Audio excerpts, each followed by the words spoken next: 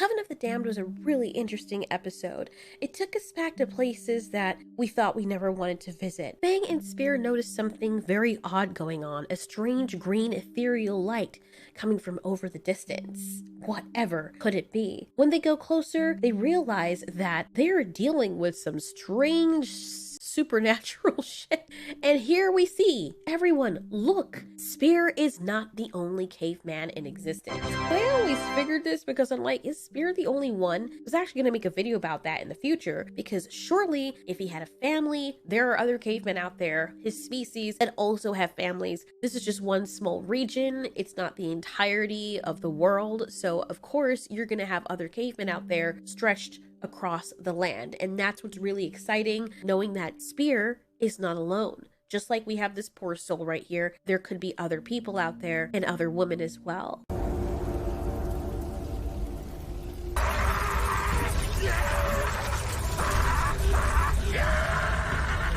Also, notice how jacked up that guy is as well, just like Spear. Obviously, they made it this way or designed him this way to show us that Spear isn't the only one. This is a man just like Spear. Maybe they also did this as a creative choice so that we can identify more with this guy's suffering because he looks so much like the main character. The witches start to go crazy, and it's obvious that this is a sacrifice. I was half expecting his skin to like melt off, but it didn't. And I'm just there thinking, every time I see this guy up close and what they're doing to him, I'm thinking alien, chest burster, something is gonna happen. But it's actually not as bad as I thought. So in flies this thing that, to me, I just call it a Wendigo because it looks like a Wendigo. She lands her pteranodon that she's clearly controlling, and we find out later it's also a power that the Coven has as well. Whatever these things are, they all have that ability to somewhat control animals, and they have magic, and they can like teleport or project themselves. It's freaking weird. And then we get to see what she looks like as she's crawling down the mountain. This weird Nightmare Before Christmas looking thing. Jesus Christ. I mean, dude, where is your mouth? English, motherfucker, do you speak it? Spear and Fang watch in horror as they do this weird ritual to this man, like they're trying to turn him into a White Walker. Obviously, they revere this thing as some kind of deity, but I think it's one of them. Looking at the horns on the Coven members, it looks like it's pasted to their heads. I thought it was growing out of their heads. They're obviously humans or humanoid, maybe more in touch or relation to Spear than we think, because this little woman here, who looks like the saddest one of the bunch, doesn't have any horns. And she looks at her hands. We're like, what in the Frankenstein? She obviously looks really sad, and I'm like, what's going on? As this thing makes its way to the front, it transforms into the Wendigo thing that we saw in the promo. Very creepy. When it goes up to this guy, the first thing I'm thinking is, oh shit, something bad's gonna happen. This thing is gonna rip his head off. Just a million things started going through my mind. And then a snake comes out of its eye, goes inside the man's whatever in his stomach, and then like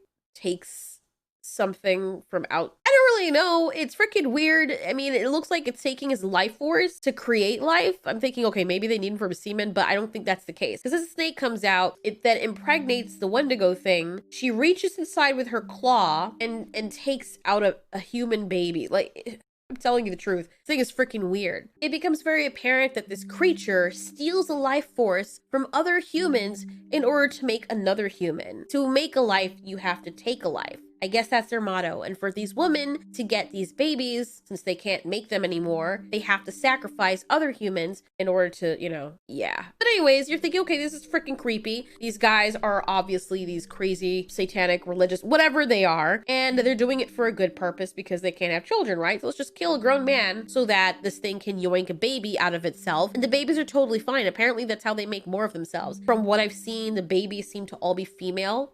I'm just guessing. So they're like, oh, it's worth it. We will kill someone. We will kill anyone in order to just have a baby because they can't have babies. I'm guessing they're humans. Very, very old humans. How old? I don't know. But clearly they're witches. And I'm thinking to myself, well, if they have magic and they can transform themselves into animals, why can't they make their own? But I guess that's the one thing they can't. I don't know why this thing can. I don't know why it has the ability to do it and they don't. But obviously, Primal is introducing some cryptids. It's introducing the possibility of the supernatural, what cannot be explained as of yet. There's a lot of stuff we've seen like that, like Plague of Madness. That's clearly something we can't explain right now, but It could be a result of this, or it couldn't. Now watching it, I'm not so sure. And that's the wonderful thing about the show. The Pteranodon sees Fang and Spear spying. That thing can see through the Pteranodon that Fang and Spear are spying. And now she's like, look, this thing is spying on us. Our sacred stuff that's watching us give birth. Kill it. And then the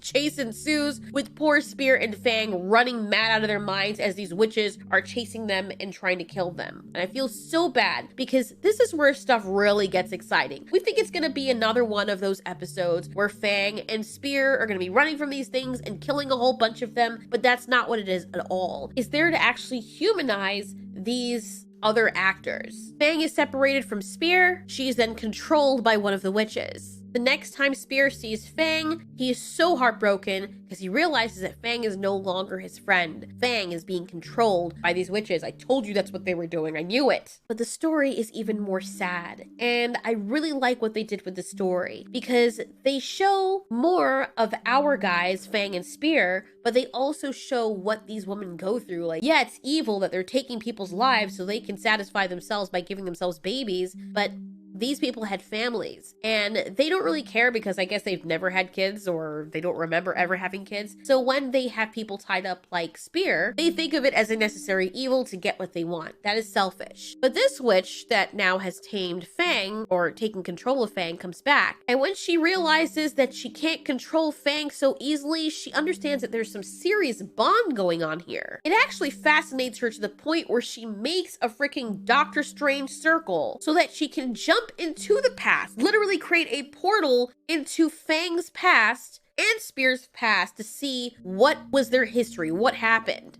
Maybe she's never encountered this before. She basically freezes time and she's like, all right, I'm gonna break that bond that you guys had because I thought that's what she was gonna do. Clearly, there is something going on here that is causing this caveman and this dinosaur to be so bonded with each other, nothing can shake that bond, and she wants to know what that is. And it's so heartbreaking because we get to see more of the babies. She goes into the past and she sees Fang when she had her babies. We get to see the moment the babies had you guys. It's like the cutest thing ever. It looks like Littlefoot when he was just born. And I'm like, oh my God, this is so sad because you get to see them killed all over again. It's so freaking sad. It's so cute. And you see the babies, you see their personalities when they interact with each other, with their mom, and then you get to see the horrible thing when they were killed all over again. So this witch understands that Fang had lost her babies. She's going through so much pain because she lost her baby. And Spear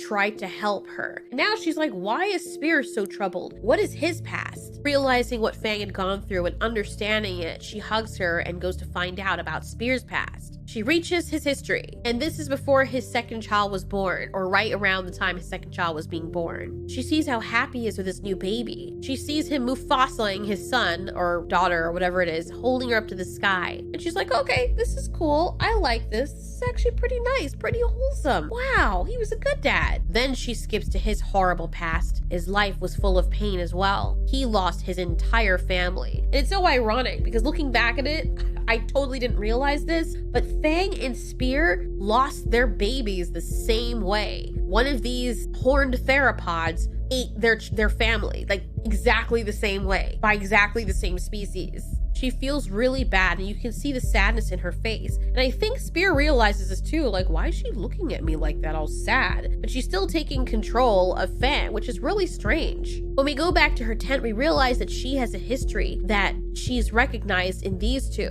She too had a baby. She went back in her past. When she got her baby, it was the best thing in the whole world, and she didn't want anyone going close to her little girl. Leave me alone, she says. This is mine. She's all mine. Her little girl was perfect and loved her unconditionally. Unfortunately, the poor little girl, when she was chasing the butterflies, fell over a cliff and died. And as much magic as these poor witches have, no amount of magic can bring that back. They can't create life, which is their only weakness. So her recognizing the pain in Fang and Spear, having seen their past and why they're like that, she feels horrible and she kind of empathizes with them because she too went through the same kind of pain and loss. She doesn't want to perform this ceremony, and apparently, since when you get a baby, that's like the only time you get it. You can't do take backsies, you can't do do-overs. Once you have that child, that is the only time you can have that child. Otherwise, she wouldn't be mourning as much as she was. And you can tell that she's really sad. She doesn't want to be doing this to Spear, but she knows that it has to be done. It makes it worse when she sees all the other witches with their little girls. So then after a while, she can't take it anymore. When she realizes what she's doing, when she realizes that the loss that they've suffered, and she suffered that same loss, and then she sees the butterfly land. Her little girl loved butterflies. It's almost like the little girl is telling her, Mom, don't do it.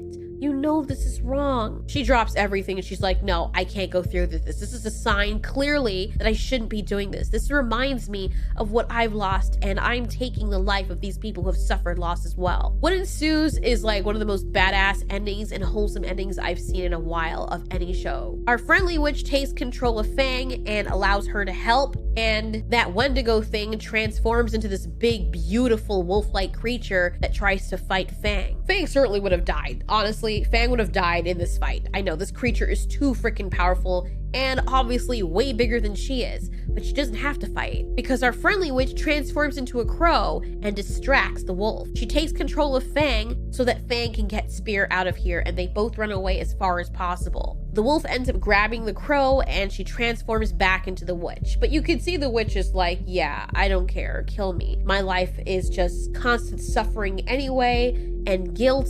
I want to leave this world. I don't care. I know I died doing the right thing. And so she meets her doom. Fang and Spear are reunited, but it doesn't stop there because it's confirmed, at least through her, maybe this is what she sees when she's dying, or maybe this is really the afterlife, but she gets to spend time with her little girl forever. She is translated back to the place where the little girl is, maybe in the soul world or soul soda or whatever, and now they get to be together again. Forever and ever, the end. Maybe that wouldn't have happened had she sacrificed humans and kept doing it. She was basically redeemed, so she got what she wanted. I don't know if all of them would see this once they die, but we'd like to think that she did it and she got this because she was a fantastic character and she sacrificed herself.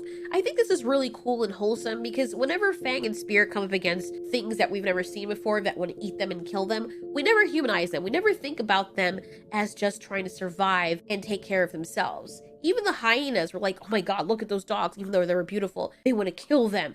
Yes, kill them all. I didn't really feel good when Spear and Fang were attacking them, but I did understand that it was a necessary evil because what are you going to do? They're going to eat you. But here, when they humanized this woman, I understand where the other women were coming from. There's that pain of not having a child to love. And I feel that way about animals. Like, I have to have pets because they're just so cute. And I love pouring love into something that also loves you. And you can protect it and keep it safe. And it loves you. And it's just really nice. I understand in that light why people would be hurting to have children. And I'm glad they let us see that side of this woman. She did some evil things. Her sisters or whoever those people are did some evil things as well. But they're not just point blank black and white evil people per se. Some people out of desperation will do really heinous things to get what they want. Yeah, but they're killing innocent people. Holy crap, how can you not see that? Yes, they are. But if you were given the choice to save your child and you knew for sure that someone was going to let your child go, but you had to skin another person, like a grown man or a grown woman, you had to skin them in order to save your child who's innocent, or you had to kill that person in order to save your child who's innocent.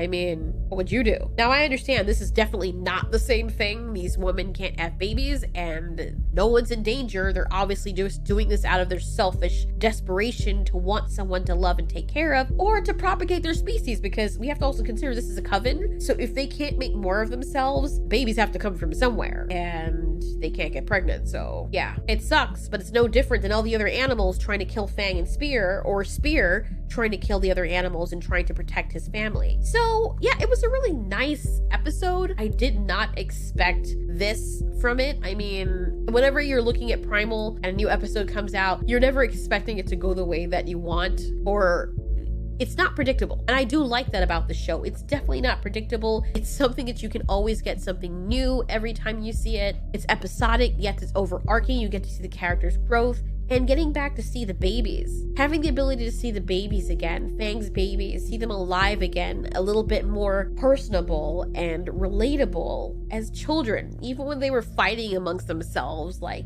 give me that or stop it. You're like, oh, look how cute they were. They weren't just babies. They were actual individuals. They were little beings or little baby Fangs that had their own wants and desires, and it was snuffed short. And the fact that you get to see another creature empathizing with that through her pain, that was so well done. I love Primal. This was a really good episode. So I hope you guys enjoyed it too. And for those of you who haven't watched it and you decide to watch this, go watch it yourself, because the journey is actually really good. I can never really do it justice just giving my review. It's one of those shows that you have to watch for yourself to get the full experience. But thank you so much for watching, you guys. I don't know if this is the last episode. Is it? No, wait. Are there like 10 episodes? I have to go back and look because I keep getting mixed up with a whole bunch of other shows. But thanks so much for watching. This has been Ultiori. You ask, we answer.